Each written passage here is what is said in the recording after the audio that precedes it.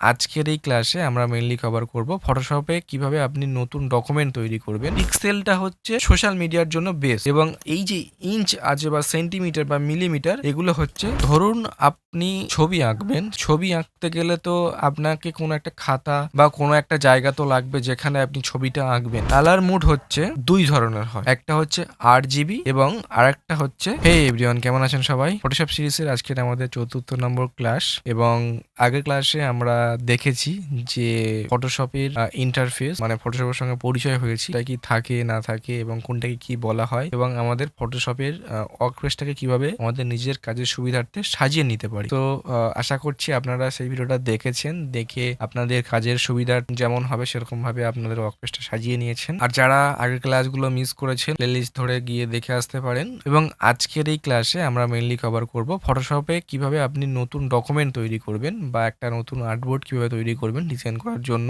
আর DPI কি, colour mode কি, RGB কি, CMY কি, বা কত ধরনের ফাইল টাইপ আমাদের কাজের ক্ষেত্রে প্রয়োজন হবে, এইসব বিষয় আজকের ভিডিওতে কভার করব। তো চলুন তাহলে শুরু করা যাক।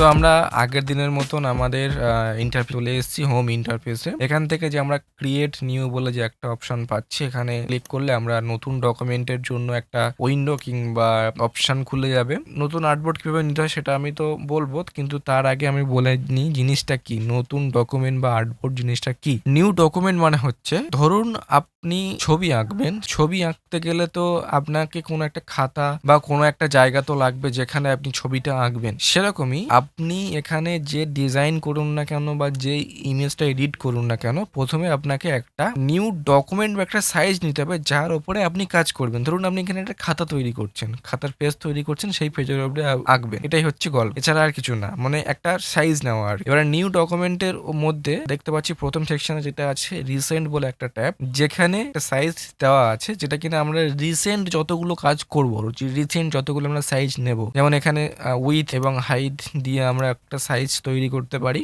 বা আর্টবোর্ড তৈরি করতে পারি। ধরুন এখানে 7 ইঞ্চি বাই 5 ইঞ্চির একটা আর্টবোর্ড দেওয়া আছে। এরকমই আমি যতগুলো সাইজ তৈরি করব ততগুলো রিসেন্ট অপশনে এখানে থাকবে, রিসেন্ট যতগুলো করব। সেকেন্ড যে অপশনটা দেখতে পাচ্ছি সেভ বলে অপশনটা, আমরা যদি কোনো একটা ডকুমেন্ট বা একটা সাইজ সেভ করে রাখতে চাই, আমরা সেটাকে সেভ করে রাখতে পারবো এবং সেটা থাকবে এই সেভ অপশন। এখানে রিসেন্ট যে অপশনটা আছে, এখানে শুধুমাত্র রিসেন্ট সাইজগুলো থাকবে। মানে হচ্ছে কি, ধরুন আপনি একটা কাজ করেছেন একটা সাইজ নিয়ে অনেক দিন আগে, সেটা রিসেন্ট অপশন আপনি পেয়েছিলেন, কিন্তু অনেক দিন পরে যখন আপনি আবার ফিরে এই রিসেন্টে দেখবেন, আপনি কিন্তু সেটা পাবেন না, কারণ সেটা তখন রিসেন্টে ছিল, কিন্তু এখন পুরানো হয়ে গেছে, সেইটা জিনিসটা রিসেন্টে পাবেন। কিন্তু আপনি যখন কোন একটা ফাইল সেভ করে রাখবেন, তখন আপনার সেভ সেকশনে আপনার সেই সাইজটা থেকে যাবে। ফটোতে ক্লিক করলে ফটোর যতগুলো সাইজ ফটোশপ কিছু দিয়ে রেখেছে, যেটা কিনা আমাদের কাজের সুবিধার জন্য জাস্ট এক ক্লিকে আমরা একটা আর্টবোর্ড তৈরি করতে পারি। আমার এই সাইজটা লাগবে, সেক্ষেত্রে এটা করে যখন আমি ক্রিয়েটে ক্লিক করব, তখন অটোমেটিকলি আমাদের একটা সাইজ এখানে চলে আসলো এবং এই সাইজের উপরে আমরা কাজ করতে পারবো। প্রিন্ট অপশনে গেলে কি হবে, প্রিন্ট অপশনে আমাদের প্রিন্টের জন্য যতগুলো সাইজ লাগে, যেমন ধরুন A4 সাইজ, লেটার সাইজ বা A3 সাইজ, সমস্ত রকম প্রিন্টের, বা যখন আপনি ব্যানার ডিজাইন করছেন সেক্ষেত্রে সেই সাইজগুলো, যখন টায়ার ডিজাইন করছেন A4 সাইজে, আপনার প্রিন্টের জন্য যতগুলো সাইজ লাগবে ততগুলো এখানে ডিফল্ট ভাবে দেওয়া আছে। এবার এর বাইরে যদি আপনার কোনো এক্সট্রা সাইজের প্রয়োজন হয়, দেখা গেল ক্লায়েন্ট যে সাইজটা দিচ্ছে সেই সাইজটা আপনি এখানে পাচ্ছেন না, সেক্ষেত্রে আপনি আপনার নিজের মতন করে ক্লায়েন্ট যে উইথ বা হাইট বা যে সাইজটা দিয়েছে সেই সাইজে আপনি একটা আর্টবোর্ড তৈরি করে নিতে পারেন। আর্ট অ্যান্ড ইলাস্ট্রেশনে এলে সেম জিনিসটাই। ওয়েবের জন্য, ওয়েবের ধরুন আপনি কোনো একটা থাম্বনেল ডিজাইন করবেন, সেক্ষেত্রে আপনার থাম্বনেল ডিজাইনের সাইজ কত, থাম্বনেল ডিজাইনের সাইজ হচ্ছে 1920 বাই 1080 কিংবা 1280 বাই 700। এবার আমরা দেখবো যে নতুন একটা ডকুমেন্ট আপনি কিভাবে তৈরি করবেন এবং সেই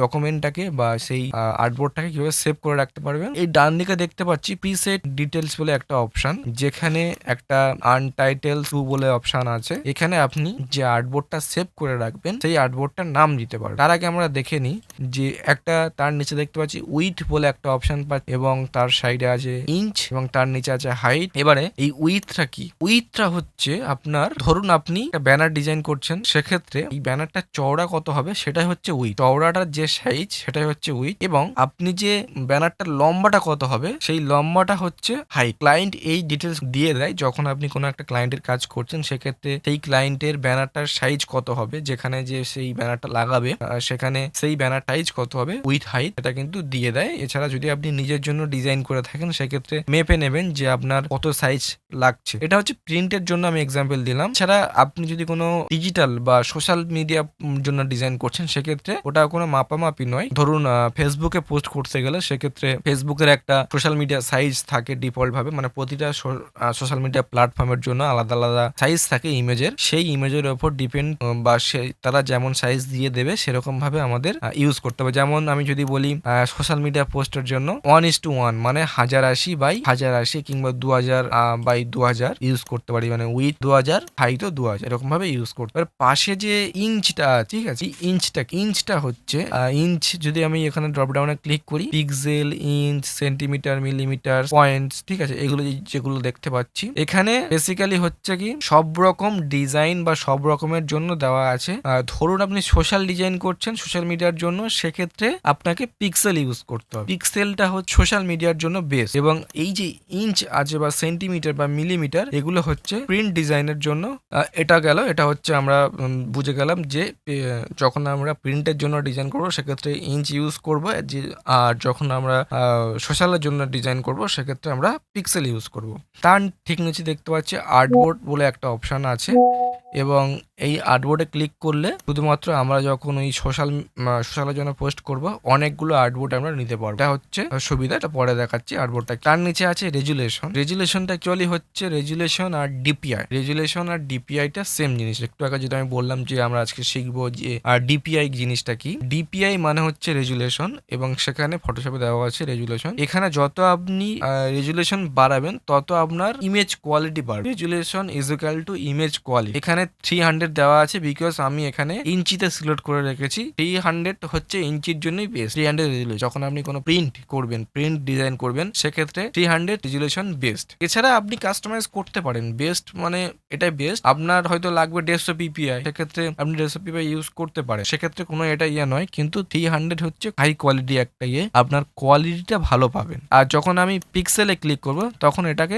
72 করতে হবে, মানে হচ্ছে যখন আমি ওয়েবের জন্য ডিজাইন করছি বা সোশ্যালের জন্য ডিজাইন করছি সেক্ষেত্রে আমাদের 72 ইউজ করতে হবে, বিকজ আমাদের সোশ্যাল মিডিয়া পোস্টের জন্য 72 বেস্ট। বা ওয়েবসাইটে যতগুলো ইমেজ আমরা দেখি ডিজিটালের ক্ষেত্রে বা মোবাইল, টিভি, মনিটর কিংবা ডিজিটাল যতগুলো আছে ডিজিটাল ডিজাইনের জন্য, সেক্ষেত্রে আমাদের 72 ডিপিআই বা রেজুলেশন বেস্ট। ঠিক আছে, পাশে দেখতে পাচ্ছি পিক্সেল পার ইঞ্চি, পিক্সেল পার সেন্টিমিটার। এটা একটা গুরুত্বপূর্ণ বিষয় না, আপনার পিক্সেল পার ইঞ্চিতে থাকলে হবে। তার ঠিক নিচে দেখতে পাচ্ছি কালার মুড জিনিসটা কি? কালার মুড হচ্ছে দুই ধরনের হয়, একটা হচ্ছে RGB এবং আরেকটা হচ্ছে CMYK। এছাড়া এক্সট্রা দেওয়া আছে, কিন্তু আমাদের মেইনলি প্রয়োজন হয় RGB এবং CMYK। RGBটা হচ্ছে আমরা যখন ডিজিটালের জন্য কোনো ডিজাইন করছি, সেম জিনিসটা এখানে জাস্ট দুটো অপশন, দুটো জিনিস খুব ম্যাটার করে। এক হচ্ছে ডিজিটাল ডিজাইন, এক হচ্ছে প্রিন্ট ডিজাইন। আপনাকে বুঝতে হবে এই জিনিসটা আপনি ডিজাইন করছেন কিসের জন্য।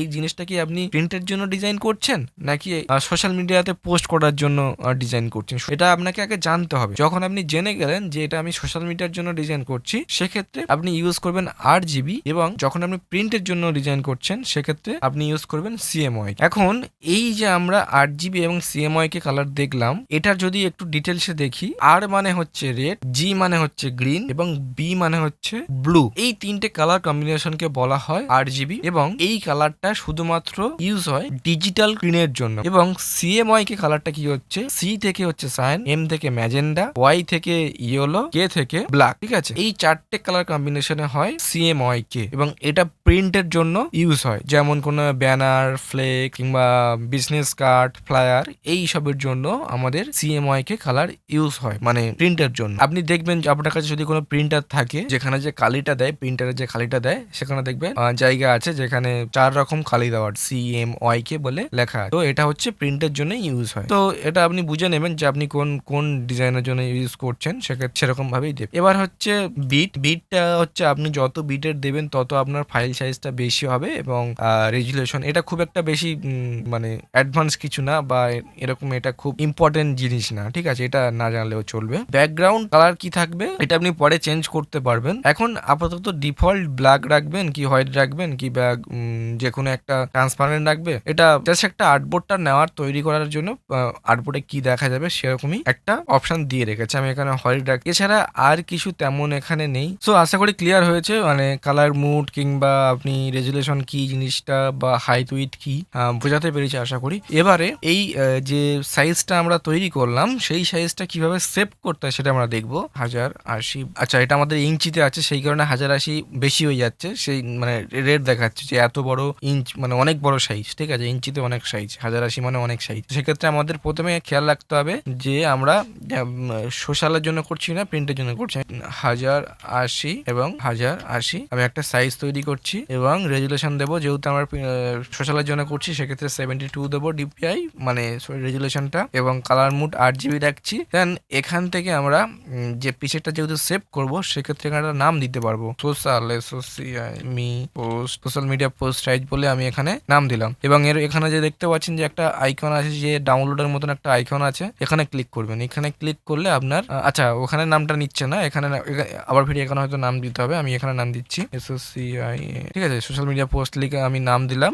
সেভ প্রিসেটে ক্লিক করব। সেভ প্রিসেটে ক্লিক করলে আমাদের দেখতে পাচ্ছেন যে সেভ অপশনে আর একটা মানে একটা নতুন আর্টবোর্ড সাইজ চলে এসেছে, যেটা কিনা আমরা পরবর্তীকালে ইউজ করতে পারবো, যেটা সেভ করে রেখেছি। আমি এটা কেটে দিলাম, ঠিক আছে, কেটে দিলাম, দিয়ে ক্রিয়েট নিউতে ক্লিক করলাম। জাস্ট সেভে আসবেন, আপনার সোশ্যাল মিডিয়া পোস্ট ডিজাইন দরকার সেক্ষেত্রে এই সাইজটা সিলেক্ট করবেন, দেন ক্রিয়েটে ক্লিক করবেন। আপনি যে সাইজ বা যে DPI নিয়ে রেখেছিলেন সেম সাইজে সেভ হয়ে থাকলো, জাস্ট একটা ক্লিকে ক্রিয়েট করলেন, আপনার আর্টবোর্ড নতুন ভাবে ক্রিয়েট হয়ে গেল। আচ্ছা এবার আমরা দেখবো ফাইল কত ধরনের হয়, ফাইল টাইপস, ঠিক আছে, JPG, PNG, PSD, PSB। দেখুন ফাইল টাইপস অনেক রকমের হয়, ফাইল এক্সটেনশন অনেক রকমের হয়, কিন্তু আমাদের কাজের জন্য যেগুলো লাগবে বা যেগুলো সবসময় প্রয়োজন হয় সেই ফাইলগুলো জানলেই হবে কাজ করার জন্য। যেমন যদি বলি জেপিজি ফাইল কি, জেপিজি ফাইল কিভাবে করবেন আমি দেখানোর জন্য, আমি ওটা সেভ করা দেখানোর জন্য আমি এখন যদি ফাইলে ক্লিক করি, একটা ফাইল কিভাবে সেভ করতে হয়, মানে ধরুন আপনি একটা ডিজাইন করেছেন কিভাবে সেভ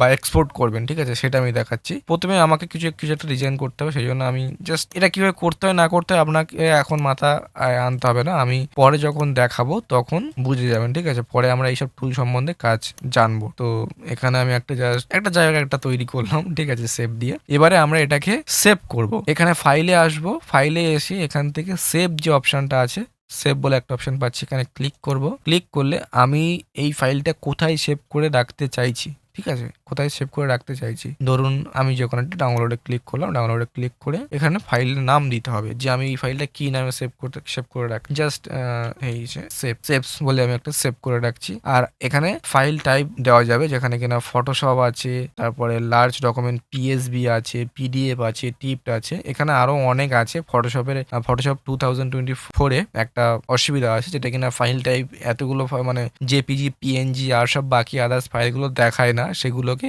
একটা সেটিং থেকে এনাবেল করতে হয়। তো আমি কিভাবে করতে হয় সেটাও আজকের ভিডিওতে দেখিয়ে দিচ্ছি, যারা ইউজ করছেন ফটোশপ 2024 তাদের ক্ষেত্রে হেল্প হয়ে গেল যে কিভাবে ওটাকে আনতে হয়, ঠিক আছে। যাই হোক, আমরা যেহেতু এখান থেকে PSD ফাইলটা পাচ্ছি, সেখানে ক্লিক করে সেভ করব। সেভে ক্লিক করলে ফাইলটা সেভ হয়ে যাবে, ঠিক আছে, ওখানে ক্লিক করলে সেভ হয়ে গেল। আমি এবারে PSD ফাইল সেভ করে রেখেছি। PSD ফাইল দেখতে কেমন হয়, আমি এখানে যাচ্ছি, ডাউনলোডে ক্লিক করলাম, দেখতে পাচ্ছেন যে সেভ বলে যে একটা অপশন আমরা পাচ্ছি, মানে PS এবং তার নিচে PSD, মানে এটা PSD ফাইল, ফটোশপের ফাইল। আমি ফটোশপ থেকে ওই ফাইলটা কেটে দিচ্ছি, ঠিক আছে, এই ফাইলটা আমি কেটে দিলাম। এবারে ওই ফাইলটা ডিজাইন করার জন্য জাস্ট এখানে এই ফাইলের উপর ডাবল ক্লিক করতে পারি এবং এটাকে আমরা আবার ফিরে মডিফাই করতে পারি। যেমন এটার কালার চেঞ্জ করতে পারি, ইচ্ছে মতন কালার দিতে পারি, বা আমরা এটাকে আবার অন্যরকম করতে পারি, মানে এটাকে নিয়ে আমরা মডিফাই বা চেঞ্জ করতে পারছি। এটাই হচ্ছে পিএসডি ফাইল, ঠিক আছে, যেটা কিনা ফটোশপ ফাইল আমরা পরবর্তীকালে চেঞ্জ করতে পারি। এবারে যেটা আমরা বলছিলাম পিএসবি ফাইল, পিএসডি ফাইল এবং পিএসবি ফাইলের মধ্যে খুব একটা তফাৎ নেই।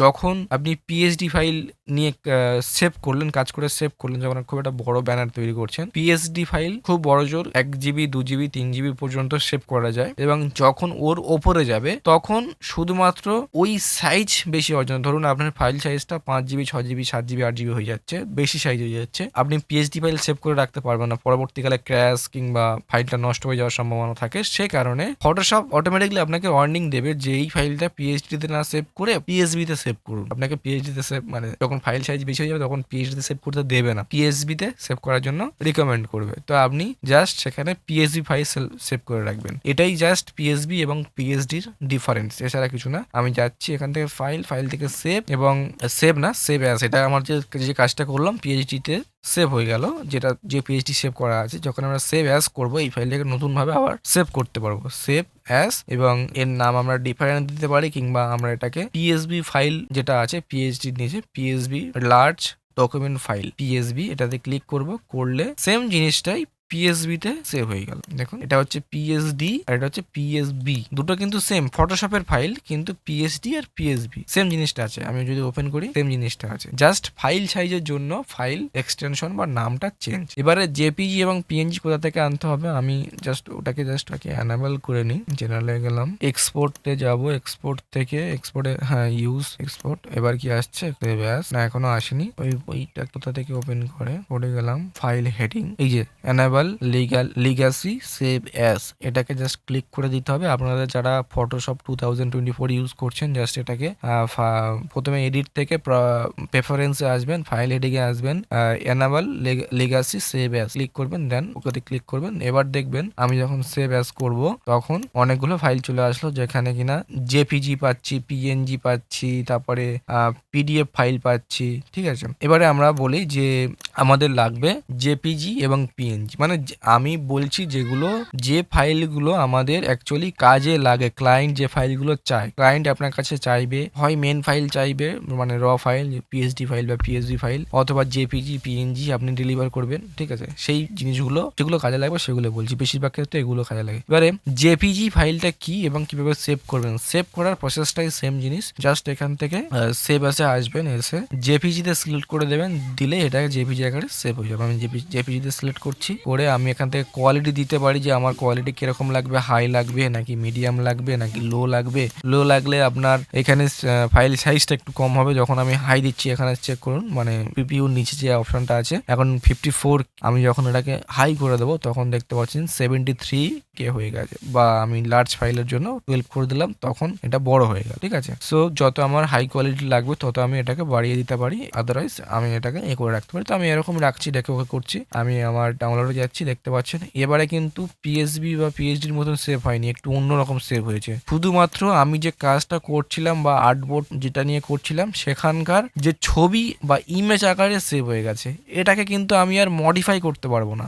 আমি যদিও বা এখানে ফটোশপে ওপেন করি, জাস্ট ড্র্যাগ অ্যান্ড ড্রপ করে নিয়ে আসলে ওপেন হয়, এটাকে কিন্তু আমি আর মডিফাই করতে পারবো না, এটা কালার চেঞ্জ করতে পারবো না, এটাকে আর এদিক সেদিক সরাতে পারবো না, এটাকে কিন্তু মডিফাই করতে পারছি না, ঠিক আছে। জেপিজি পিএইচডির মধ্যে এই পার্থক্য। এরপরে আসি পিএনজি ফাইল। পিএনজি এবং জেপিজি সেম জিনিস, ঠিক আছে, সেম জিনিস, বাট ডিফারেন্টটা কি আছে, ডিফারেন্ট হচ্ছে পিএনজিতে আমি এই যে একটা ব্যাকগ্রাউন্ড দেখা যাচ্ছে না, এই রেড কালারের শেপের নিচে একটা ব্যাকগ্রাউন্ড আছে না হোয়াইট কালারের, যখন আমি এটাকে চোখ আইকনটা অফ করছি তখন ওটা চলে যাচ্ছে, গিয়ে ট্রান্সপারেন্ট হচ্ছে। যখন আমি এইটাকে পিএনজি আকারে সেভ করব তখন এই ট্রান্সপারেন্টটা থেকে যাবে। আমি এখান থেকে ফাইলে গেলাম, সেভ অ্যাজে গেলাম, সেভ অ্যাজ থেকে পিএনজি তে সিলেক্ট করে যখন আমি পিএনজি সেভ করছি তখন দেখতে পাচ্ছেন আর্টবোর্ডটা বা যে ব্যাকগ্রাউন্ডটা যেটা আছে সেটা আর নেই, শুধুমাত্র এই যে অবজেক্টটা আছে এই অবজেক্টটা শুধুমাত্র এক্সপোর্ট হয়েছে, ঠিক আছে, শুধুমাত্র এটাই, আর এটা নেই। কিন্তু জেপিজি কিন্তু সেভ করলে এই ব্যাকগ্রাউন্ডটা নিয়েই সেভ হবে, জেপিজি শুধুমাত্র ব্যাকগ্রাউন্ডটা নিয়েই সেভ হবে, কিন্তু পিএনজিতে শুধুমাত্র যে সাবজেক্ট বা যে অবজেক্টটার উপরে আমরা শুধুমাত্র করেছি, যেখানে যেখানে যে সাবজেক্ট থাকবে শুধুমাত্র সেগুলোই পিএনজি হয়ে সেভ হবে। এটাই হচ্ছে জেপিজি পিএনজির মধ্যে পার্থক্য। এছাড়া আরো ফাইল টাইপস আছে, যেমন পিডিএফ ফাইল মাঝে মধ্যে লাগে, আমরা যদি কোনো প্রেজেন্টেশন বা কোনো পিপিটি করি সেক্ষেত্রে আমাদের পিডিএফ ফাইল প্রয়োজন হয়। তো পিডিএফ ফাইল নতুন করে কিছু বলার নেই, আমরা অনেক পিডিএফ ফাইল সম্পর্কে জানি, অনেক পিডিএফ ফাইল দেখেছি যে পরপর স্লাইড করে তুলে দেখা যায় একটা ফাইলের মধ্যে অনেক কিছু মানে অনেক ইমেজ থাকে, সেটাই হচ্ছে পিডিএফ ফাইল। তো নতুন করে বলার কিছু নেই। সো এই ছিল আজকের ক্লাস, এবং আমরা আজকের ক্লাসে যে বিষয়গুলো জানলাম, নিউ ডকুমেন্ট তৈরি করা, ডিপিআই কি, রেজুলেশন কি, বা কালার মুড কি, কোন কালার মুড কোথায় ইউজ হয়, কিংবা কিভাবে আমরা একটা ডকুমেন্ট সেভ করে রাখতে পারি, বা কিভাবে একটা ফাইল সেভ করে রাখবো পরবর্তীকালে চেঞ্জ করার জন্য বা এডিট করার জন্য। তো যাই হোক, আজকে ক্লাসটা একটু লম্বা হয়ে গেল। যদি কোনো জায়গায় ডাউট থাকে, বুঝতে অসুবিধা হয়, অবশ্যই কমেন্ট বক্সে কমেন্ট করে জানান আপনার কোথায় অসুবিধা আছে, অবশ্যই আপনার কমেন্টে রিপ্লাই দেবো। এবং আজকে ক্লাস থেকে যদি কিছু শিখে থাকেন, অবশ্যই একটা ভিডিওতে লাইক দেবেন, এবং চ্যানেলে নতুন হলে সাবস্ক্রাইব করে রাখবেন পরপর ক্লাসগুলো পাওয়ার জন্য। এবং এই ভিডিও ডিসক্রিপশন বক্সে দেখুন আমাদের ডিজাইনার্স কমিউনিটি বলে একটি কমিউনিটি আছে, কমিউনিটির লিঙ্ক দেওয়া আছে, সেখানে জয়েন করতে পারেন প্রতিনিয়ত আপডেট পাওয়ার জন্য বা অনেক ফ্রি রিসোর্স পাওয়ার জন্য। সো যাই হোক, আজকে ভিডিওটা এখানেই শেষ করছি, দেখা হচ্ছে নেক্সট ক্লাসে। ততক্ষণ পর্যন্ত প্র্যাকটিস করুন, ভালো থাকবেন।